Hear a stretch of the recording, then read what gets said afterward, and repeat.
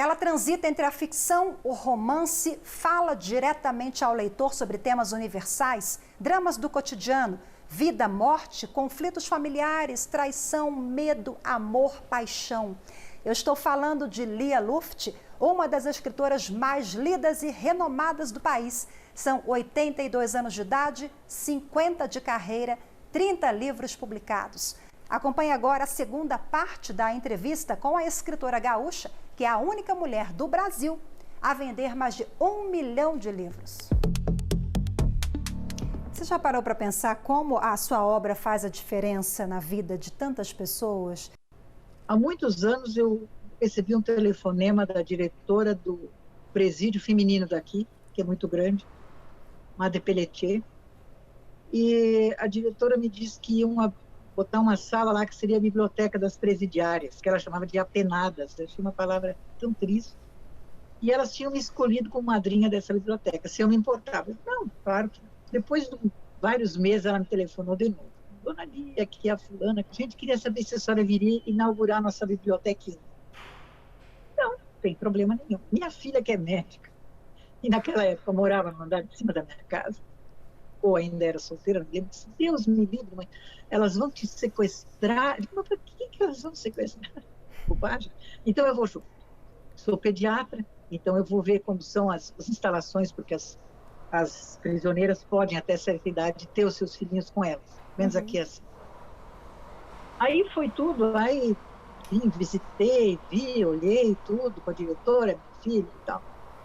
E no fim eu tive que então inaugurar, cortei a fita, era uma sala, aquelas prateleiras normais de aço, e aí eu tinha que falar umas palavras para elas. E aí eu disse, olha, uma das raras vezes em que eu me sinto desconfortável para falar, porque eu sei que a vida aqui dentro deve ser duríssima, algumas estão aqui com justiça ou sem justiça, mas como eu vim para falar de livro, eu quero dizer que aqui, nesses livros, vocês têm uma coisa que ninguém pode tirar, uma liberdade que ninguém pode tirar. A liberdade de aprender, de se emocionar, de conhecer países, conhecer pessoas. Usem dessa liberdade. E esse é o meu presente para vocês. E aí eu me dei conta de que é verdade, a importância do livro, né, de poder ler. Eu, por exemplo, hoje leio muita coisa aqui no meu, não sei se é smartphone, coisa assim. É uma coisa que me impressiona, porque agora eu estou no Instagram também, já que não tem livraria, nem lançamento de livro, nem nada. Então, a minha editora pediu para eu abrir uma conta no Instagram, tudo minúsculo, lia.luft. E uma ou duas vezes por semana eu leio um trecho de algum livro meu. Oi, gente, hoje eu vou falar, comentar um pouco ler um pequeno capítulo do meu livro As Coisas Humanas, que se chama O Sentido da Vida. A gente está sempre se perguntando, ou às vezes, nas horas de meditação, de parar, qual é o sentido da vida? Eu invento um sentido. E essa é uma liberdade de cada um de nós. Podemos inventar o sentido daquele momento, porque a vida inteira a gente não sabe. O trecho de hoje chama-se Perdas e Peras. Certa vez, em lugar de perdas, escrevi peras num texto qualquer. Eu ia corrigir, mas aí achei que seria bem mais interessante deixar como estava, pois lendo aquilo as pessoas talvez um dia pensassem: o que será que ela quis dizer? O interessante nos fascina, o desinteressante nos entedia. O retorno é tão grande, claro, muito maior do que antes, porque antes, de vez em quando, eu recebia e-mail, ou carta, um de leitores, mas no Instagram é uma coisa assim de milhares. Então eu vejo que, sim, faz diferença. Nem todo mundo gosta, tem gente que odeia, detesta, xinga, sei lá, principalmente nas crônicas. Mas, de modo geral, isso me conforta muito, que há uma globalização das emoções humanas, porque eu tenho livros em vários idiomas também traduzidos.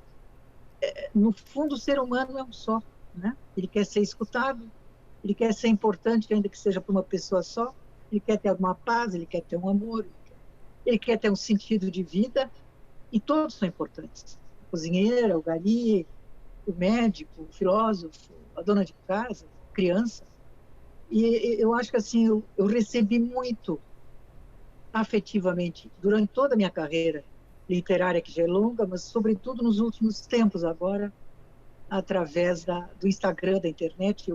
Eu sempre usei computador desde que existe, e como eu traduzia muito, facilitou enormemente o meu trabalho. Me lembro que um dos livros, eu acho que A Sentinela, foi o que eu escrevi depois de 6 anos sem escrever, quando voltei do Rio, voltei a me casar com o pai de meus filhos, que depois também morreu. Enfim. E me lembro que quando o romance estava pronto, no computador, eu pensei, falei comigo mesma, digo, mas essa é uma mulher frágil. E eu dei para ela um nome que eu acho forte, Teresa. Eu queria que ela tivesse um nome mais frágil. E aí pensei, Nora. O que eu fiz? Computador, tá, localizar, substituir Teresa por Nora. Então, não sei quantas centenas de vezes isso estava feito. Se não houvesse a internet, o computador, eu teria que fazer manualmente, não sei. Então, a minha vida melhorou muito, facilitou muito. E hoje eu me comunico muito com as pessoas, já que eu estou fechada em casa, através da internet, WhatsApp, Face. Eu sou fã. Não tenho muitos, não entro em muitas coisas, porque senão fica muito dispersível. Você tem grupo de amigos, grupo da família, e Face, e esse Instagram, onde de repente eu tenho tantos milhares de leitores que falam comigo, e é muito bacana isso. Eu procuro responder, nem que seja assim nos coraçõezinhos, uma carinha risonha. Ai, muito bom. Você deu algumas pausas na sua carreira, na sua escrita. Você ficou 6 anos sem publicar. Depois que o seu filho André morreu, você ficou um período também, né? Sem lançar livros. Isso tem relação com perdas? Eu não sei bem o que te dizer. Não. As amizades, os afetos sempre me seguraram. Aí eu fiquei 6 anos sem escrever. Traduzi muito naquela época, precisava também ganhar dinheiro. Mas depois eu nunca mais parei, na verdade. Depois desse lapso de 6 anos, quando saiu, então, A Sentinela, onde pela primeira vez uma personagem minha não é só perseguida por fatalidades, ela dá a volta por cima. Sem ter sido intenção minha. Quando eu li, eu terminei de essa aí me salvou. E depois eu fiquei publicando crônicas, romances, poesia. Né? Quando meu filho morreu, eu não me lembro o que eu estava fazendo, escrevendo, tinha escrito, não acompanhei. Sim, é um livro que eu gosto também, chamado A Casa Inventada. Uhum. Aí foi que eu parei, não fui a segunda vez na vida. Agora, com o meu infarto, e aquela vez quando morreu o André. O livro chama-se A Casa Inventada, é um romance cheio, assim, como eu gosto de mistérios, de coisas, também na beira do mar, essa coisa toda. E aí, claro, que eu não fiz os lançamentos, ficou tudo suspenso. E agora, quando saiu este livro em homenagem ao André, eu tive infarto, então faz 1 ano. Então também não fiz esse ritual que é importante, como dizia a Lígia Fagundes Telles, minha amada amiga, o livro é como um filhinho que a gente tem que ensinar a dar os primeiros passos, porque eu achava muito chato esse negócio de noite de autógrafos, etc. Eu acostumei, eu sempre faço quando dá. Então é isso. Agora as perdas, quando você vai ficando mais velho, você vai tendo mais perdas, é lógico, vão morrendo mais amigos, mas você também vai tendo novos. Né?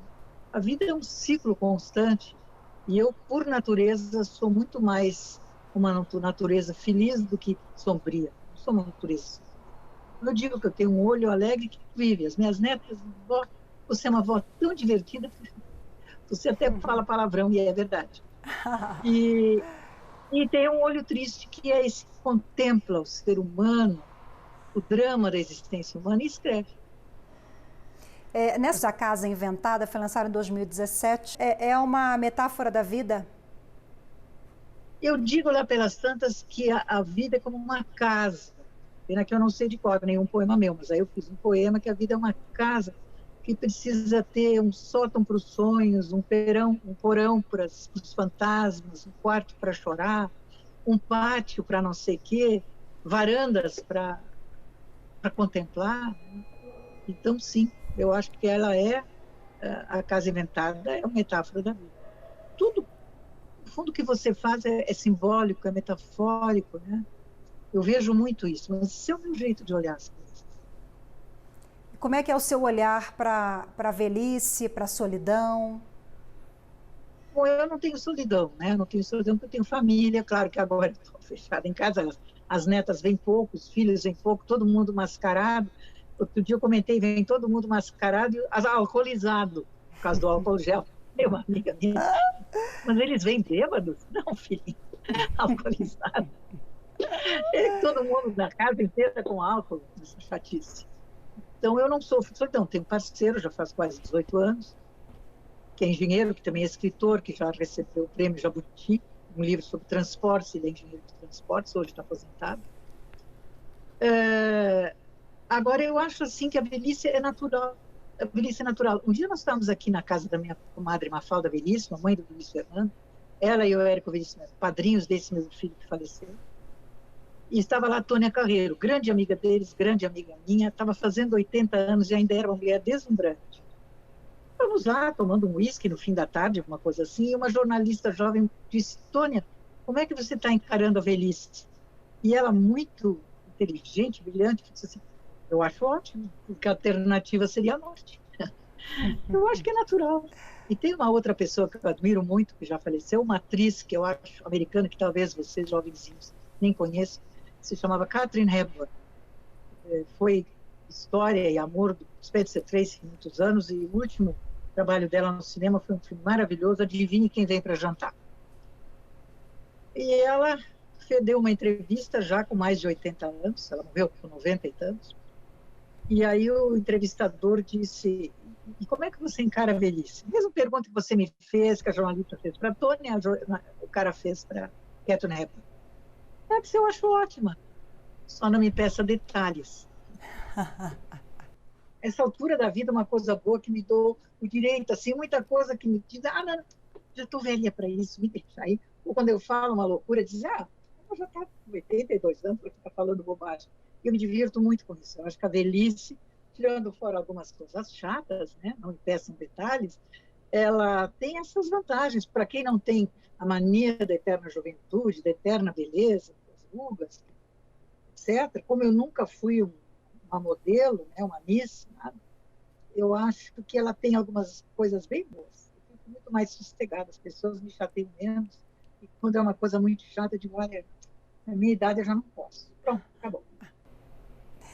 Você falou do seu marido é escritor também, e vocês trocam ideias? Não, eu nunca troquei nem com o meu primeiro marido, que foi meu professor na faculdade. Eu sou muito quieta, não falo para ninguém. Às vezes eu digo assim: estou escrevendo um livro sobre, que tem um personagem que é um anãozinho, besteirado assim, mas não trocamos ideias. Ele é engenheiro, está aposentado, engenheiro de transportes, é carioca, já está se agauchando há praticamente 18 anos. É um homem muito bonito, cabelo branco comprido, faz um rabo de cavalo, que eu acho maravilhoso. Somos muito parceiros, ele tem o escritório dele no edifício aqui ao lado. Ele escreveu primeiro um livro sobre transporte, que recebeu o prêmio Jabuti, há uns poucos anos atrás. Ele escreveu um livro extremamente interessante sobre adição e alcoolismo, chamado Ensaios sobre a Embriaguez. E agora está terminando um livro grande, que eu acho que serão vários volumes, sobre a tragédia humana, baseado nos grandes trágicos gregos. E nós normalmente não falamos muito nos nossos trabalhos. Eu sempre digo que eu sou uma mistura de timidez e arrogância, provavelmente. Não sei. Falamos muito pouco. Mas é muito bom ter a mesmo interesse, etc. Que quando ele ainda trabalhava só de engenheiro, era uma vida completamente diferente, porque eu de matemática, até para 34 mais 23, tem que usar a calculadora e não sei se não vou errar. Então, é muito legal, a gente tem essa parceria de mesmos interesses, livros e tal. Mas não trocamos muita ideia sobre o que trabalhamos. Mas você trocou ideia com seu filho em 2003, por perdas... Foi aquela vez, sim, porque normalmente meu primeiro leitor era o meu marido. Primeiro e único, antes do editor. E, naquela época, o Hélio também já tinha morrido, eu estava sem marido. E ele é um filósofo que eu respeito, é um filho que eu amo muito. E eu disse: eu sei que tu vai achar meio pouco, mas eu tenho um livro aí, eu queria que você lesse. Passei para ele pela internet. E ele veio de novo lá em casa e disse: mãe, você não sabe o que você tem aí. Você sabe que esse livro eu acho que vai vender muito, vai agradar muito, as pessoas vão gostar muito. Você fala o que as pessoas precisam escutar. Tudo bom, se ele não acha o livro bobo, Aí passei para a Record, quando passei para a Record, foi meu primeiro livro, compraram toda a minha obra daí então, fiz Nova Fronteira, Siciliano de São Paulo, e aí voltei para o Rio com a Record. E esse foi o meu inédito. O programa faz agora uma rápida pausa e volta daqui a pouquinho com mais um trecho da conversa com Lia Luft. No próximo bloco, família, paixão, amor, dramas, traição. É rapidinho, fique com a gente.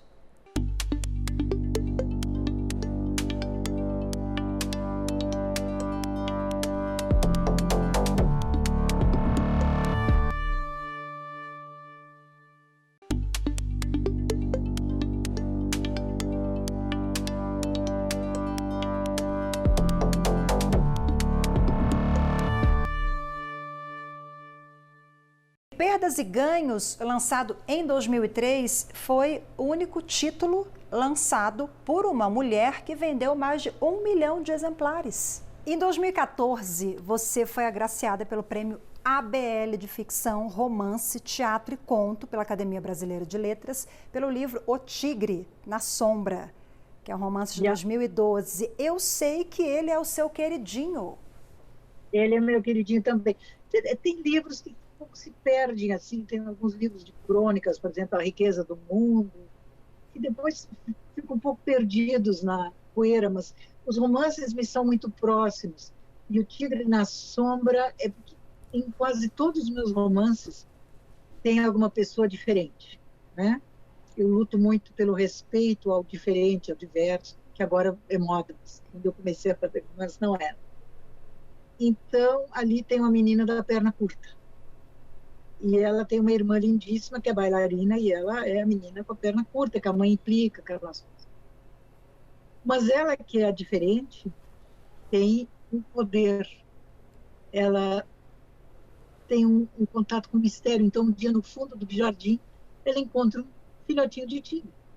E o tigrinho tem olhos azuis. Bom, aí vem toda uma série de coisas. Acho, não estou com o livro na minha frente, está ali atrás, eu acho, que a última frase do meu livro, se não me engano, é: nenhum tigre tem olhos azuis.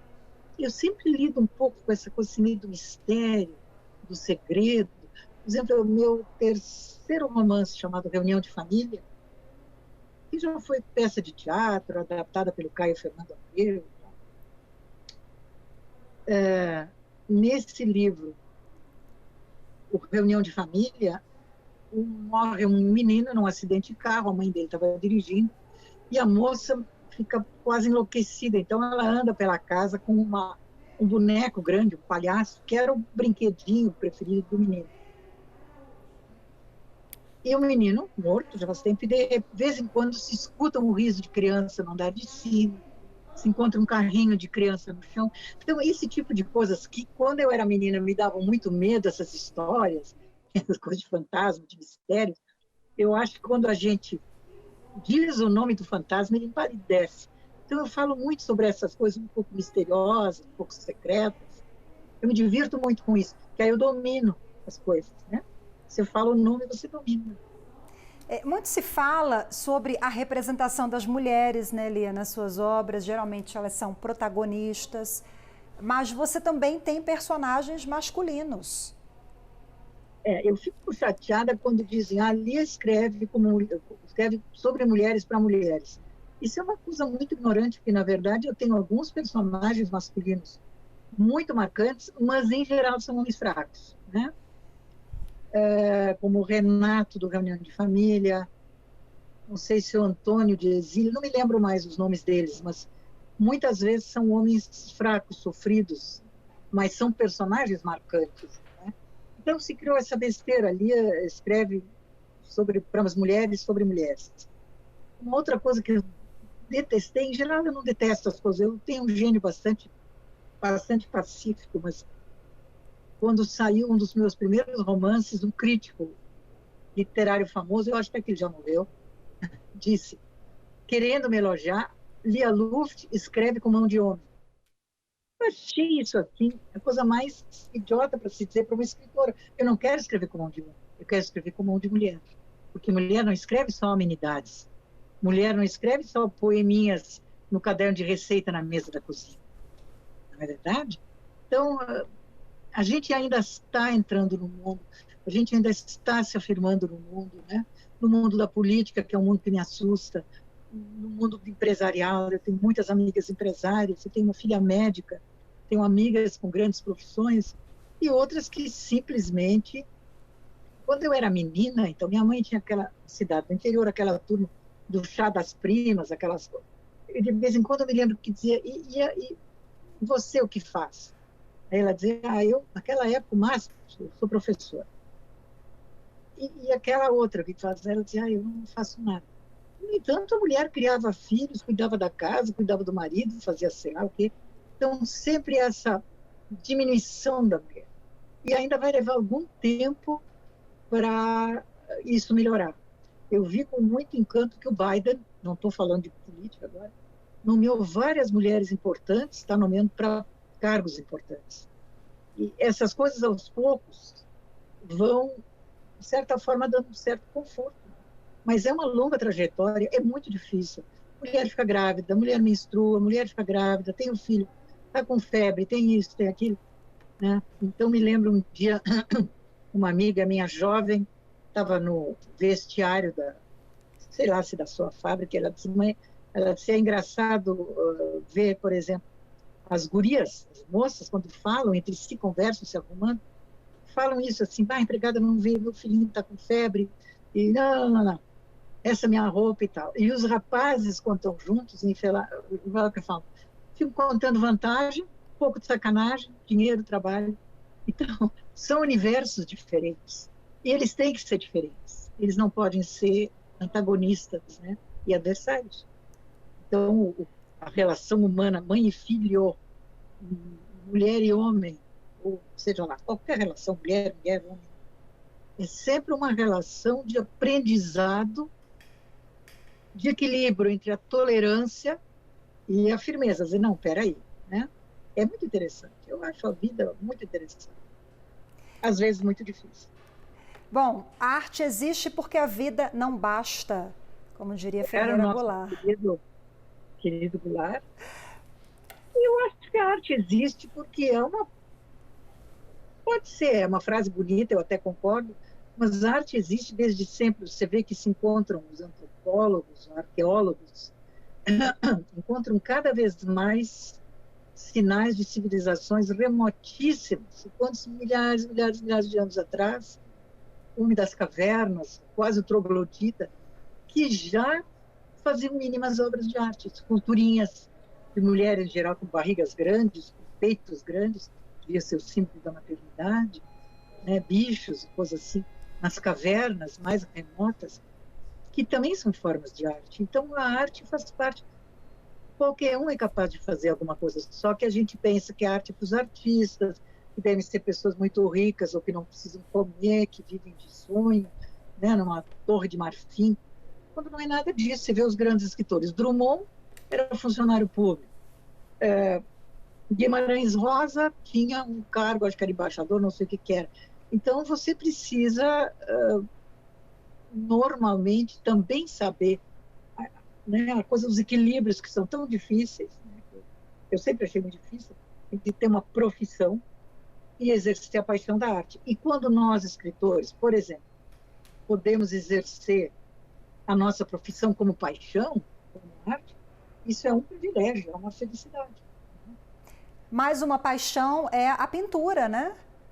Eu sei que você é artista plástica, posso colocar assim também? Eu não me considero uma artista plástica, mas há uns 8 anos atrás, eu tenho um terraço aqui, a minha cobertura é muito simples, tudo que eu tenho é simples, meio rústico, mas é gostoso. Quando mudei da minha casa para cá, pessoas entravam e diziam, tem a tua cara. Eu digo, que bom. Na cobertura lá em cima tem um terraço grande e tenho muitos vasos com... Como é o nome dessa flor linda? Daqui a pouco eu vou me lembrar. Que tem muito em Brasília, que dá flores de várias cores. Agora esqueci. Não, uma flor miudinha. Daqui a pouco eu vou me lembrar. E eu estava caminhando no meu terraço, digo, meu Deus, aqui tem branca, cor de laranja, uma cor que quando eu era menina chamava-se cor de maravilha, que acho que é solferina. Eu peguei, fiz um ramo, trouxe aqui para minha sala, botei num vasinho de vidro azul, barrigudinho, sentado olhando, eu podia pintar uma coisa assim. Aí eu era muito amiga de uma linda artista plástica que morreu esse ano, chamada Lu Borghetti. Tinha um ateliê que, então, eu digo, Lu, era minha amiga, assim. Então, mas vem aqui para o ateliê, vamos ver se você vai querer pintar. E eu frequentei o ateliê dela durante 8 anos, uma vez por semana, toda quarta de manhã, e comecei a pintar, mas não me considero assim, uma artista plástica. Subo lá e eu não sou boa aluna, então eu nunca quis aprender, não quis aprender a desenhar, não projeto antes na tela, não misturo direito as cores, eu vou fazendo as coisas, elas vão surgindo, e um pouco é assim com os meus livros, porque eu acho que está aqui dentro, e eu quero a surpresa da cor, surpresa do personagem. Né? Então eu tenho sim várias telas, já fiz uma exposição. Quem pinta mesmo é minha filha médica, que pinta coisas lindíssimas, essa pintura delicada, assim, quase espiritualizada. A minha, em geral, é um mar revolto, umas pedras, umas flores meio brutas. Assim. Quais são as suas expectativas, projetos e o que você projeta para 2021? Eu espero continuar saudável, que minha família fique saudável, sair para tomar meu gin tônica no clube, o único que eu sou sócia aqui, que é o British Club, um clube pequeno, que é quase uma família, e que a gente possa retomar a sua vidinha normal. Bom, muito obrigada pela sua entrevista, obrigada pela disponibilidade. Obrigada, muito obrigada. Assim nós encerramos a edição especial com a escritora, tradutora, romancista gaúcha Lia Luft. Lembrando que você pode rever esta e outras entrevistas pelo youtube.com/TV Justiça Oficial. Lá você encontra a entrevista completa com uma das mais lidas e renomadas autoras brasileiras. Tchau, tchau.